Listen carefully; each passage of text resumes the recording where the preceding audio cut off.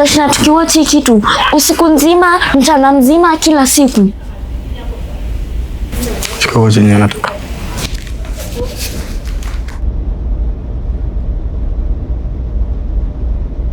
Sasa umeenda kwa simu.